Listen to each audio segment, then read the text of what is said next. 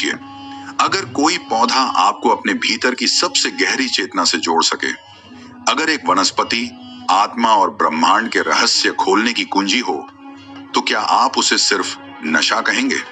आज हम उस गूढ़ रहस्य की परतें खोलेंगे जिसे सदियों से छुपाया गया है। यह कहानी है भांग की, एक ऐसा पौधा जो शिव का प्रसाद भी है और आधुनिक समाज की घृणा भी। आज हम जानेंगे, क्या भांग सचमुच आत्मज्ञान की ओर ले जा सकती है, या यह सब केवल भ्रम है? अगर आप भी सत्य की तलाश में हैं, तो इस यात्रा में हमारे साथ चलें। चैनल सब्सक्राइब करें और रहस्यों की गहराई में उतरते रहें। भांग एक शब्द जिससे कई लोग डरते हैं तो कुछ आकर्षित होते हैं, लेकिन बहुत कम लोग हैं जो इसके असली रहस्य को जानते हैं। आज भांग को अक्सर ड्रग, नशा, खतरनाक पदार्थ जैसे टैग्स से जोड़ा जाता है, लेकिन क्या आप जानते हैं कि यह वही पौधा है जिसे कभी देवताओं का अमृत कहा जाता था? हमारे ऋषि मुनियों ने इसे औषधि नहीं, एक साधना का हिस्सा माना। यह सिर्फ एक हरी पत्तियों वाली वनस्पति नहीं थी, बल्कि एक चेतना को खोलने वाला द्वार, एक दिव्य रहस्य। हजारों साल पहले, जब विज्ञान की भाषा नहीं थी, तब भी हमारे पूर्वजों ने इसके गूढ़ प्रभावों को समझा था। भांग को केवल शरीर को प्रभावित करने वाला पदार्थ नहीं, बल्कि मस्तिष्क के अदृश्य द्वारों को खोलने वाला कूट ज्ञान माना गया। लेकिन समय बदला, समाज बदला और धीरे धीरे भांग की पहचान एक नशे में बदल दी गई। तो क्या यह केवल एक ऐतिहासिक संयोग था, या फिर जानबूझकर इस रहस्य को छिपाया गया? यदि हम भारतीय संस्कृति के सबसे रहस्यमय और शक्तिशाली देवता महादेव शिव की बात करें, तो भांग को उनसे अलग नहीं किया जा सकता। कथाओं में कहा गया है कि जब देवता और असुरों ने समुद्र मंथन किया, तो उसमें से हलाहल विष निकला, पूरा ब्रह्मांड थम गया। तब महादेव ने वह विष पी लिया और उनकी तपस्या की अग्नि को शांत करने के लिए भांग को उनके लिए अर्पित किया गया।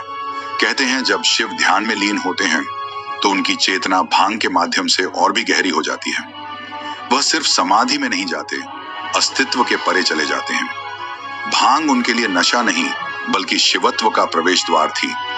इसीलिए आज भी महाशिवरात्रि पर शिव के भक्त भांग को प्रसाद के रूप में ग्रहण करते हैं, लेकिन यह आनंद के लिए नहीं, आत्मा से जुड़ने के लिए होता है। क्या आप जानते हैं कि जिस भांग को आज समाज में केवल एक नशीली वस्तु माना जाता है, उसका उल्लेख हमारे सबसे प्राचीन और पवित्र ग्रंथों में हुआ है? हाँ, वही वेद जो सनातन ज्ञान के शाश्वत स्रोत माने जाते हैं। अथर्व वेद, जो चिकित्सा, तंत्र और रहस्यमय शक्तियों का भंडार है, उसमें भांग को एक पवित्र पौधा जो भय, चिंता और रोगों को हरता है के रूप में वर्णित किया गया है। यह केवल एक औषधि नहीं, बल्कि दैवीय आशीर्वाद के रूप में प्रतिष्ठित थी। इसमें कहा गया है कि भांग मनुष्य की चेतना को शुद्ध करती है और आत्मिक उन्नति का मार्ग प्रशस्त करती है। ऋग्वेद में जिस सोम रस का बार बार उल्लेख मिलता है, उसे लेकर कई विद्वान मानते हैं कि वह कोई और नहीं, बल्कि कैनबिस या उससे संबंधित कोई औषधीय संयोजन हो सकता है। सोम को अमृत कहा गया, वह पदार्थ जिसे देवता स्वयं पीते थे और जिससे अलौकिक शक्तियां जागृत होती थीं। वहीं तंत्र ग्रंथों में भांग का उपयोग विशेष रूप से ध्यान, साधना और मंत्र सिद्धि के लिए किया जाता था। कई तांत्रिक अनुष्ठानों में भांग को प्रसाद के रूप में प्रयोग कर साधक स्वयं को भौतिक जगत से मुक्त करते थे, ताकि चेतना को ब्रह्मांडीय ऊर्जाओं से जोड़ा जा सके। स्पष्ट है, भांग केवल एक वनस्पति नहीं थी, बल्कि एक प्राचीन, गूढ़ और आध्यात्मिक उपकरण थी, जिसे समझने के लिए ज्ञान और अनुशासन की आवश्यकता थी। भांग को लेकर अगर आप यह सोचते हैं कि ये केवल भारत की परंपरा में रही है, तो आप गलत हैं। दुनिया की प्राचीनतम सभ्यताओं, मिस्र, चीन, तिब्बत, मेसोपोटामिया और मध्य एशिया में भी इसका प्रयोग रहा है। चीन के महान दार्शनिक लाओ त्से ने इसे ध्यान का धुआं कहा। तिब्बती लामाओं ने इसे चेतना की गूढ़ खिड़की बताया। मिस्र के पुरोहित इसे अंडरवर्ल्ड, नेनार, नेत्रलोक की यात्रा का द्वार मानते थे। अमेरिका के इंडियन शमैन इसे आत्मिक सफाई का औजार कहते थे। ये सभी परंपराएं अलग थीं, लेकिन सबने एक बात को माना, यह पौधा केवल नशा नहीं, ये एक रहस्य है। हमारा मस्तिष्क एक रहस्य है, उसमें ऐसे तंत्र और रसायन हैं जो हमारी चेतना, अनुभूति और अनुभव को नियंत्रित करते हैं। भांग, विशेषकर इसके तत्व थीसी और सीबीडी, हमारे एंडोकैनाबिनॉइड सिस्टम पर कार्य करते हैं। ये वही प्रणाली है जो सुख, ध्यान, नींद और अनुभूति को नियंत्रित करती है। कुछ न्यूरोसाइंटिस्ट्स मानते हैं कि भांग का सूक्ष्म उपयोग पिनियल ग्लैंड, जिसे तीसरी आंख कहा जाता है, को सक्रिय कर सकता है। यही ग्रंथि ध्यान और अंतर्ज्ञान का द्वार है। जब कोई साधक ध्यान की गहराई में जाता है, तब मस्तिष्क की थीटा और डेल्टा तरंगें सक्रिय होती हैं। भांग कुछ हद तक इस अवस्था को सहज बना सकती है, परंतु क्या इसका मतलब यह है कि हर कोई भांग के माध्यम से समाधि में जा सकता है? बिल्कुल नहीं।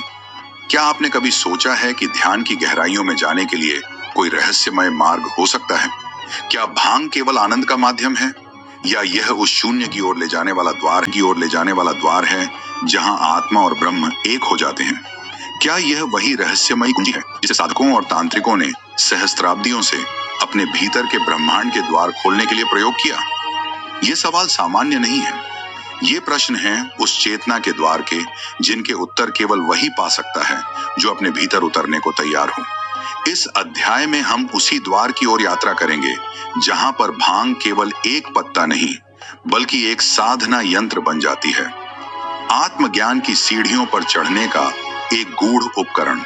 प्राचीन भारत में साधु और तांत्रिक केवल ध्यान में बैठते नहीं थे, वे ध्यान को जीते थे। उनका हर श्वास, हर संकल्प उस अज्ञात की खोज में था जिसे दुनिया ने परमात्मा कहा। ऐसे साधकों के लिए शरीर केवल एक यंत्र था और मन एक दीवार। उस दीवार को पार करने के लिए उन्होंने प्राकृतिक साधनों की खोज की, और यहीं पर उनका सामना हुआ एक रहस्यमय वनस्पति से, भांग। कहते हैं कुछ तांत्रिक परंपराओं में भांग को काया से माया हटाने का पात्र माना गया। यही साधु होते थे जो शिव को अपने गुरु और मार्गदर्शक मानते थे। वे जानते थे कि शिव समाधि में क्यों लीन रहते हैं, और उन्होंने यह भी जाना कि भांग उन्हें उस अवस्था तक कैसे ले जा सकती है। इस पौधे का सेवन वे केवल विशेष अवसरों पर करते थे, जब ग्रह, तारे और आत्मा सभी एक सीध में आ जाएं। वह कोई रोजमर्रा की आदत नहीं थी, वह एक अभिषेक था, चेतना का। ध्यान कोई रहस्य नहीं